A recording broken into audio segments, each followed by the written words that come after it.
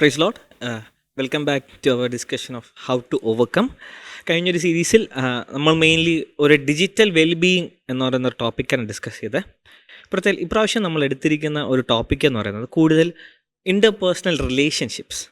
പ്രത്യേകിച്ച് വർഷം നമ്മളിപ്പോൾ നമ്മുടെ ഈ ഒരു ജനറേഷൻ കാണുമ്പോൾ ഒരു റിലേഷൻഷിപ്പിനെ വളരെ ഒരു ഇമ്പോർട്ടൻ്റ് കാര്യമായിട്ട് എന്ന് പറയുമ്പോൾ തന്നെ നമ്മളിപ്പോൾ കാണുന്ന ഒരു ട്രെൻഡാണ് ഒരു റിലേഷൻഷിപ്പ് ഇല്ലെങ്കിൽ അതൊരു കുറവായിട്ട് ചിത്രീകരിക്കുക. അതിപ്പോഴും നമ്മുടെ സ്കൂൾ ആൻഡ് കോളേജ് നമ്മൾ കാണുന്ന ഒരു കാര്യമാണ്. അത് പലപ്പോഴും കുട്ടികളെ വളരെ ഒരു നീഡായിട്ട് നമ്മളിപ്പോൾ ഒരു നീഡ് പോലെ തന്നെ അതിനെ പോർട്രേ ചെയ്യുന്ന ഒരു സിസ്റ്റത്തിലോട്ടാണ് നമ്മൾ കടന്നു വരുന്നത്. സോ അതെന്തുമാത്രം ഡേഞ്ചറസ് ആണ് ഈ ഒരു സമൂഹത്തിൽ. സാമുദ്ദേശ പ്രണയബന്ധങ്ങളാണല്ലോ അല്ലേ റിലേഷൻഷിപ്പ്. അതായത് രണ്ട് വിധത്തിൽ ഇതിനെ കാണാം. ഒന്ന്, ഇപ്പം നമ്മൾ പൊതുവേ പറയും ഒരു കൗമാരത്തിലേക്ക് അല്ലെങ്കിൽ ഒരു പ്രീ അഡോളസൻസിലേക്ക് ഒക്കെ കയറുന്ന ഒരു സമയമാകുമ്പോഴേക്കും ഓപ്പോസിറ്റ് സെക്സിലുള്ള ഒരാളോട് ഒരു ആകർഷണം തോന്നുക എന്നുള്ളത് വളരെ സ്വാഭാവികമാണ്.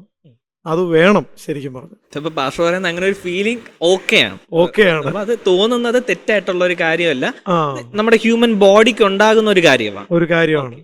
പക്ഷെ ആ തോന്നുന്ന ആകർഷണത്തെ നമ്മളൊരു പരിധിക്കകത്ത് നിർത്തുന്നുണ്ടോ എന്നാണ് അതിനകത്തൊരു.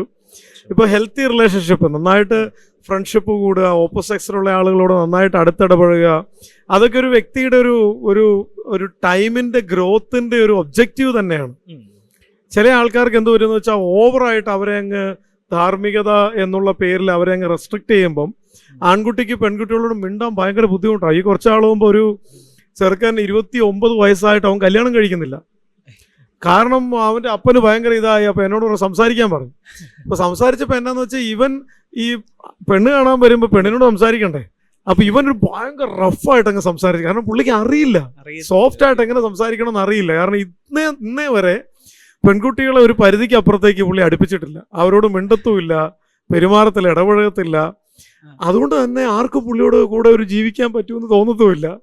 പക്ഷേ ഒത്തിരി സംസാരത്തിന് ഒടുവിൽ പുള്ളി പതുക്കെ സ്വയം ട്രെയിൻ ചെയ്ത് വരിക. അത് വളരെ റെയറാണ്. ഇന്നത്തെ ഒരു സാഹചര്യത്തിൽ മഹാഭൂരിപക്ഷം പേർക്കും ഒരു 7ാം ക്ലാസ് 8ാം ക്ലാസ് ഒക്കെ ആകുമ്പോഴേക്കും മൊത്തം പ്രണയബന്ധങ്ങളാണ്.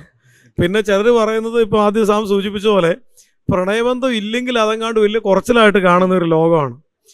ഈ പ്രണയം തോന്നുന്നത് ഒരു റിലേഷൻഷിപ്പിലേക്ക്, ഒരു ബന്ധത്തിലേക്ക് പോയി കഴിയുമ്പം പ്രധാനമായിട്ട് ചില റിസ്ക് ഉണ്ട്. അതിൽ ഏറ്റവും ഇമ്പോർട്ടൻ്റ് ആയിട്ടുള്ള റിസ്ക് അതിലെ അധാർമികത എന്ന റിസ്ക്കാണ്. രണ്ടു പേർക്കും ഫോണും ഉണ്ട്, രണ്ടുപേരും ഒരു പ്രണയബന്ധത്തിലും ആണെങ്കിൽ പിന്നെ ആദ്യം അത് ഫോണിലൂടെ ആയിരിക്കും അതിർവരമ്പുകൾ ലംഘിക്കുന്നത്. അത് കഴിഞ്ഞ് പിന്നെ 3 ആഴ്ച പോലും കഴിയണ്ട, അതിനു മുമ്പ് അവർ കൂടിക്കണ്ടത് ഫിസിക്കൽ ലെവലിലേക്ക് അങ്ങ് പോയി കഴിഞ്ഞ് പിന്നെ ഗിൽറ്റായി. പിന്നെ ചിലപ്പോൾ എന്ത് പറ്റുമെന്ന് ചോദിച്ചു കഴിഞ്ഞാൽ ഞാനതിൽ പറയാറുള്ള ഒരു പ്രധാന ആസ്പെക്റ്റ് ഇങ്ങനെയാണ്. ഞാൻ ഈ പ്രീ മാരിറ്റൽ കൗൺസിലിംഗ് ക്ലാസ്സുകളൊക്കെ എടുക്കാൻ പോകുമ്പോൾ ഞാൻ കണ്ടിട്ടുള്ളൊരു കാര്യം, ഒത്തിരി പേർക്ക് ഭാവിയിൽ നിങ്ങൾ കല്യാണം കഴിക്കാൻ പോകുമ്പം നിങ്ങൾക്ക് അഥവാ എന്തെങ്കിലും ആശങ്കയുണ്ടെങ്കിൽ ഏറ്റവും ടോപ്പായിട്ടുള്ള ആശങ്ക എന്താ? മറുപടി, എനിക്ക് കഴിഞ്ഞ നാളുകളിലുണ്ടായിരുന്ന റിലേഷൻഷിപ്പും അതിൽ എനിക്കുണ്ടായ പരാജയങ്ങളും എന്നെ ഇങ്ങനെ വേട്ടയാടിക്കൊണ്ടിരിക്കുക എന്ന് വെച്ചാൽ അതൊരു ലൈഫ് ലോങ് ഗിൽറ്റായിട്ട് മാറും. ഈ പ്രണയിക്കുന്നവരിൽ എത്ര പേര് കല്യാണത്തിൽ കലാശിക്കാറുണ്ട്? പാരൻസ് പ്രത്യേകിച്ച് അംഗീകരിക്കത്തില്ല. കാരണം ഈ പ്രണയം അന്ധമാണ്, ലവ് ഈസ് ബ്ലൈൻഡ്. പ്രായം നോക്കത്തില്ല, മതം നോക്കത്തില്ല, സാമ്പത്തികം നോക്കത്തില്ല, വിദ്യാഭ്യാസം ഇതൊന്നും നോക്കാതെ കയറി അങ്ങ് പ്രണയിക്കും. ഒരു എംഫിലിന് പഠിക്കുന്ന ഒരു പെങ്കൊച്ചൊരു ബസ് ഡ്രൈവറുടെ കൂടെ ഒളിച്ചോടി. അവസാനം അവളെ പിടിച്ച് കൊണ്ടുവന്ന് കൗൺസിലിങ്ങിന് കൊണ്ടുവന്നപ്പോൾ ചോദിച്ചു, എന്താണ് ഇത്രയും വിദ്യാഭ്യാസമുള്ള ഒരാളല്ലേ, അപ്പോൾ ആ ലെവലിൽ പോലും നോക്കിയില്ലല്ലോ എന്ന് പറഞ്ഞപ്പോൾ പറയാം, സാറേ എന്നെ ഏറ്റവും ആകർഷിച്ചത് ആ ഡ്രൈവർ എന്ന് പറയുന്ന ആ ചേട്ടൻ 40-45 ജീവിതങ്ങളല്ലേ ആ ബസ്സിലുള്ളത്. അപ്പം പുള്ളി അതിനെ നിയന്ത്രിക്കുന്ന ആ ഹീറോയിസമാണ് എനിക്ക്. അത്രയും മതി. പലർക്കും അങ്ങനത്തെ ചെറിയ കാര്യങ്ങളാ പലപ്പോഴും അതിലോട്ട് മാറും. ഒരു ഫാമിലി, മാരേജ്, അങ്ങനത്തെ സീരിയസ് ചിന്ത പോലും അവിടെ വരുന്നില്ല. ഇതുപോലെ തിയേറ്ററിൽ പോയി ഇരുന്ന് അപ്പൻ കയ്യോടെ പിടിച്ചൊക്കെ കൊണ്ടുവരുന്ന പിള്ളേരുണ്ട്. അപ്പം അവരോട് ഞാൻ ചോദിക്കും, ഇതിപ്പോൾ മറ്റൊരു മതത്തിൽപ്പെട്ട ആളാണല്ലോ ഈ പ്രണയിക്കുന്ന ആള്, ആ ആളെ വിവാഹം കഴിച്ചാൽ അതിലേക്ക് മതം മാറാൻ നിങ്ങളിങ്ങനെ, ഇപ്പം ഉദാഹരണത്തിനൊരു ഇസ്ലാം ഇതിലേക്ക് നിങ്ങൾ മതം മാറുകയാണെങ്കിൽ തട്ടമൊക്കെ ഇട്ട് നിങ്ങൾ നടക്കണ്ടേ? ഇല്ലെങ്കിൽ അങ്ങനത്തെ ഡ്രസ്സൊക്കെ ഇട്ട്, കറുത്ത ഡ്രസ്സൊക്കെ ഇട്ട് ഇങ്ങനെ മൊത്തം മറച്ച് അയ്യോ ഞാൻ അങ്ങനെയൊന്നും ചിന്തിച്ചിട്ടില്ല. അപ്പൊ അങ്ങനത്തെ ഒരു പ്രാക്ടിക്കാലിറ്റി ഒന്നും അവിടെ ചിന്ത വരുന്നില്ല. ഇപ്പൊ നാളെ കുറിച്ചല്ല, ഒന്നും ചിന്തിക്കുന്നില്ല. ആ പ്രസന്റിൽ ഒരു അതാണ് അതിനു വേണ്ടിയുള്ള ഒരു അതും നമ്മൾ ആദ്യത്തെ ഒരു സീരീസിൽ പറഞ്ഞ പോലെ ഒരു എന്റർടൈൻമെന്റ് അല്ലേ ഇതിന്റെയും പുറകിലുള്ള ഒരു കാര്യം തോന്നിപ്പോ. സീരിയസ്നെസ് ഇല്ലാത്ത. പക്ഷെ പ്രശ്നം എന്താ, പെൺകുട്ടി പ്രഗ്നന്റ് ആയി. അത് പിന്നെ മൊത്തം സോഷ്യൽ പ്രശ്നമായിട്ടങ്ങ് മാറി. ഇല്ലെങ്കിൽ ഇവർ രണ്ടുപേരും കൂടെ ഒരിടത്ത് വെച്ച് പിടിച്ചു, പിന്നെ വിഷയമായി, പാരൻസ് അറിഞ്ഞു, തല്ലായി, ബഹളമായി, ആത്മഹത്യാ ഭീഷണിയായി. നമ്മൾ ചോദിക്കും എന്തിന്? കോട്ടയത്ത് ഒരു കൊച്ച് 9ാം ക്ലാസ്സിൽ പഠിക്കുന്ന കൊച്ച് എത്ര 38 വയസ്സെങ്ങാണ്ടുള്ള ഒരു കല്യാണം കഴിച്ച് പിള്ളേരുള്ള ഒരാള് അവളെ വളച്ചെടുത്തു. ഇവൾ അവൻ്റെ കൂടെ അങ്ങ് പോയി. 9ാം ക്ലാസ്സിൽ പഠിക്കുന്ന കൊച്ച് ഊട്ടിയിലോ കൊടൈക്കനാലിലോ എങ്ങാണ്ടൊക്കെ പോയി അവസാനം പോലീസുകാർ പിടിച്ചുകൊണ്ട് വന്നു. എന്താണ് ഈ പ്രണയത്തിൻ്റെ അടിസ്ഥാനം എന്ന് ചോദിച്ചാൽ, ആ പെങ്കൊച്ചിന് ഒരുപക്ഷെ നമ്മൾ ചകഞ്ഞ് നോക്കിയാൽ ഗൈഡൻസിൻ്റെ അഭാവമായിരിക്കാം, കമ്മ്യൂണിക്കേഷൻ്റെ വീട്ടിലെ കുറേ പ്രശ്നങ്ങളായിരിക്കും, ഏകാന്തതയായിരിക്കാം. പിന്നെ ഈ വ്യക്തിയുടെ ഈ അബ്യൂസേഴ്സിന് ഇതുപോലത്തെ പ്രണയം നടിച്ച് പീഡിപ്പിക്കുക എന്നല്ലേ നമ്മൾ പറയുന്നത്. പക്ഷെ അത് ശരിക്കും മറ്റേയാൾ ശരിക്കും പ്രണയമായിട്ടല്ലേ മനസ്സിലാക്കിയത്. അതുകൊണ്ടാണല്ലോ പീഡിപ്പിക്കാൻ വേണ്ടി അത്രയും മുന്നോട്ട് പോയത്. അപ്പോൾ ഒരാൾക്കത് നടനമായിരുന്നു, നടിക്കുകയായിരുന്നു. അടുത്തയാൾക്ക്, പ്രത്യേകിച്ച് ഒരു പെൺകുട്ടിയെ സംബന്ധിച്ച്, ഒരാളെ ജീവിത പങ്കാളിയായി കാണുക എന്ന് പറയുന്നത് ഇമോഷണൽ അറ്റാച്ച്മെൻ്റ് ആണ് ഏറ്റവും കൂടുതൽ വരിക ഈ ഫിസിക്കൽ അറ്റാച്ച്മെൻറ്റിനേക്കാളും. പുരുഷന് ചിലപ്പോൾ ഫിസിക്കൽ കാര്യമായിരിക്കും ഏറ്റവും ടോപ്പ് പ്രയോറിറ്റി നിൽക്കുന്നത്. അപ്പം ഇമോഷണൽ കാര്യമാണ്. ഇപ്പം ഈ റിലേഷൻഷിപ്പിൻ്റെ ഡേഞ്ചർ അവിടെയൊക്കെയാണ്. പിള്ളേർക്കത് മനസ്സിലാവുന്നുണ്ടോ? റിലേഷൻഷിപ്പിലേക്ക് പോകുന്നവരോ അതൊക്കെ ചിന്തിക്കുന്നുണ്ടോ? അവസാനം വലിയ ടോക്സിക് ആയിട്ടുള്ള ലെവലിലേക്ക് വീണ് പോയി കഴിയുമ്പോഴാണ്, അവസാനം നാട്ടുകാരറിഞ്ഞു കഴിയുമ്പോഴാണ്, ഇല്ലെങ്കിൽ ഇതുപോലെ പ്രഗ്നൻസിയോ അത്തരം കാര്യങ്ങൾ സംഭവിച്ചു കഴിയുമ്പോഴാണ്, ഇല്ലെങ്കിൽ മൂന്നാമത് ബ്രേക്കപ്പ്.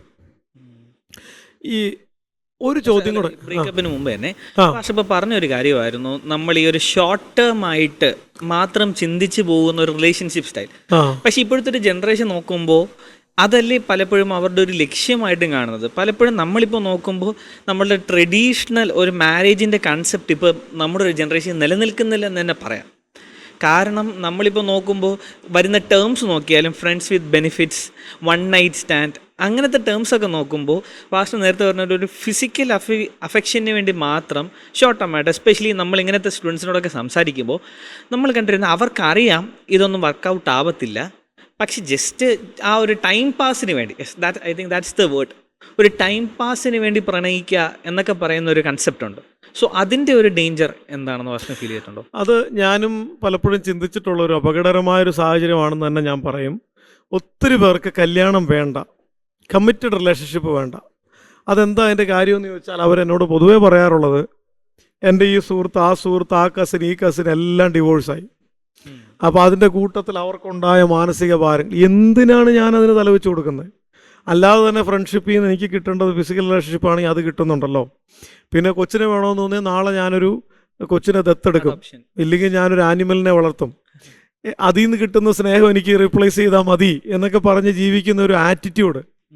പക്ഷെ ഒരു ചോദ്യം കൊണ്ടുണ്ട്, ഈ ആറ്റിറ്റ്യൂഡ് എവിടെ നിന്ന് വന്നു?